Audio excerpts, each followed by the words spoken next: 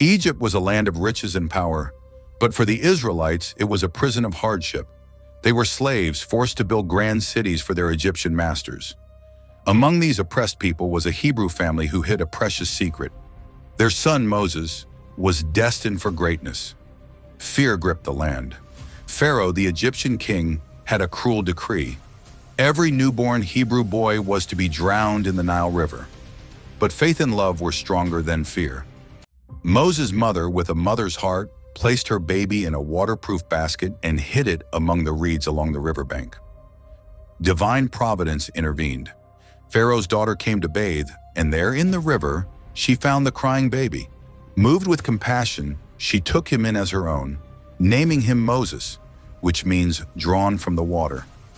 Growing up in Pharaoh's palace, Moses was raised as an Egyptian prince, yet his heart was with his people. One day, he saw an Egyptian beating a Hebrew slave. In a moment of anger, he killed the Egyptian and hid the body in the sand. When his crime was discovered, Moses fled Egypt to escape Pharaoh's wrath. He found refuge in the land of Midian, where he married Zipporah and became a shepherd. One day, while tending his flock, Moses saw a burning bush that was not consumed by fire. God spoke to him from the flames, revealing himself as the God of Abraham, Isaac, and Jacob. He called Moses to return to Egypt and lead the Israelites out of slavery. Moses was afraid and questioned his ability, but God reassured him, saying, "I will be with you." With trembling heart, Moses returned to Egypt and confronted Pharaoh, demanding the release of the Israelites. Pharaoh refused, and a series of 10 plagues fell upon Egypt.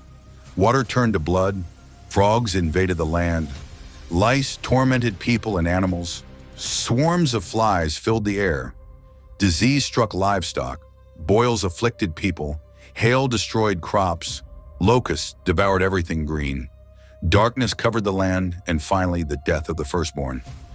Overwhelmed by the suffering, Pharaoh finally agreed to let the Israelites go. They left Egypt in a hurry, a vast crowd of people with their flocks and herds. The Egyptians regretted their decision and pursued them with chariots and horsemen. Cornered at the Red Sea, the Israelites cried out in fear, but God parted the waters, creating a dry path through the sea. The Israelites crossed safely, but the Egyptian army was swallowed by the returning waters. This miraculous escape was just the beginning of an incredible journey.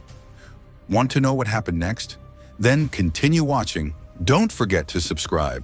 In the wilderness, God provided for the Israelites with manna from heaven and water from a rock. He gave them laws to live by, the 10 Commandments written on stone tablets. Moses led them for 40 years, teaching them about God and preparing them for the Promised Land.